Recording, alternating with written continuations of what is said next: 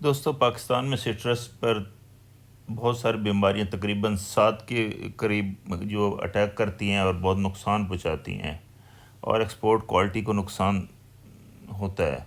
تو اس سے بچنے کے لیے آئیے ایکسپرٹ آج میرے ساتھ ہیں جناب سابقہ سٹرس ڈائریکٹر عبدالعزیز صاحب. ان سے پوچھتے ہیں کہ ان بیماریوں کا جو میجر ہیں جس سے زیادہ نقصان ہو رہا ہے اس کا وہ بھی بتائیں اور اس کا علاج بھی بتائیں. صاحب سٹرس کے اندر بنیادی طور پر اس کی ایکسپورٹ جو ہے وہ بڑھانے کے لیے ضروری ہے کہ اس فروٹ سٹرس کا فروٹ صاف ستھرا اور اچھی صحت والا ہو. اور سٹرس کے اندر عموماً جو بیماریاں جو ہیں جن کی وجہ سے سکن اس کی ڈیمیج ہوتی ہے، اس کی ایکسپورٹ متاثر ہوتی ہے، وہ 3 بیماریاں ہیں: سٹرس کینکر اور سٹرس اسکیب اور میلانوس. یہ تین بیماریاں عموماً جب موسم میں نمی آتی ہے اور گرم موسم ہوتا ہے اس وقت یہ سٹرس پر عموماً بڑھتی ہیں، اور زیادہ تر یہ نیو فلیشز، نیو گروتھ، نئے پتے جو آتے ہیں ان پہ یہ زیادہ آتی ہے.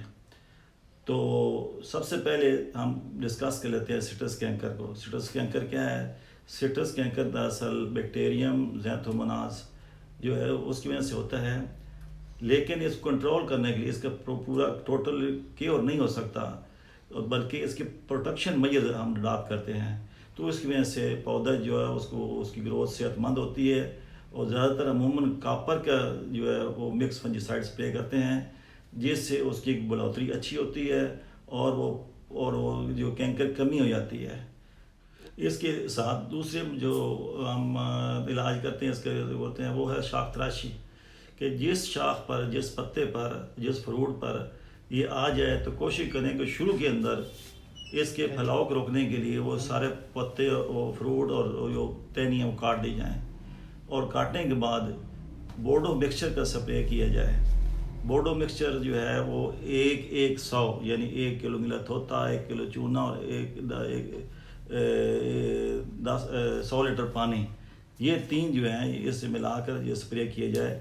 اس سے سٹرس کینکر کنٹرول ہو سکتا ہے.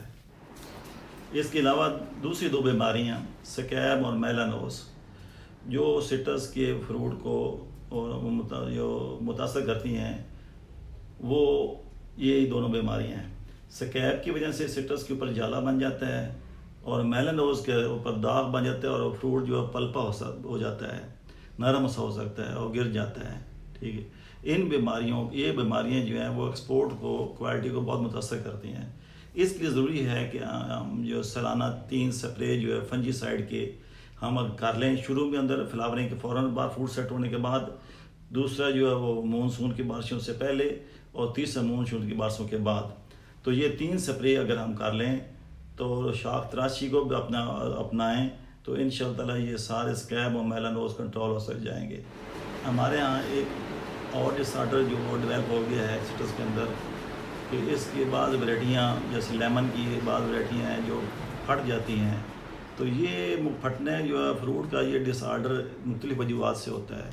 عموماً بعض اوقات ہماری ویرائٹیاں مثلا جیسے لیزبن ویرائٹی ہماری ہے نیمبو کی، جو پاکستان کے اندر نئی مطابق سیڈ لیس ہے اور اس کا تعارف کیا گیا ہے. شروع میں لوگ لگاتے ہیں، لگانا شروع کر دیتے ہیں، لیکن چونکہ یہ تھوڑا سا ٹھنڈے موسم کی ویرائٹی ہے، جب پاکستان میں یہاں لگاتے ہیں تو اس کے جب سکن جو ہے وہ ہائی ٹمپریچر کی وجہ سے، اس کی سکن جب کسی بیکٹیریا کی وجہ سے یا کینکر کی وجہ سے یا کسی جب متاثر ہوتی ہے، اور عموماً وہاں پر سیل جب ڈیڈ ہو جاتے ہیں، تو جب وہ تھوڑا سا موسم اچھا ہوتا ہے تو وہ جب گروتھ کرتا ہے نا، فروٹ بڑھتا ہے، تو وہ وہاں پر جہاں سیل ڈیڈ ہو جاتے ہیں وہاں سے وہ ٹوٹ جاتی ہے، پھٹ جاتی ہے. تو ایک تو وجہ یہ ہے کہ دوسرا یہ وجہ جو ہے ہائی ٹمپریچر.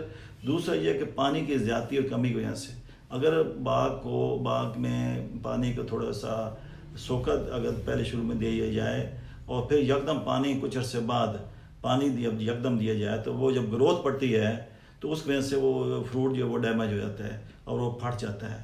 تو یہ مختلف ورائٹیوں کے اندر ہے. کنوں کے اندر تو بہت کم ہے، لیکن نیمبو کے اندر یہ پھٹنا جو بہت زیادہ یہ دیکھا گیا ہے.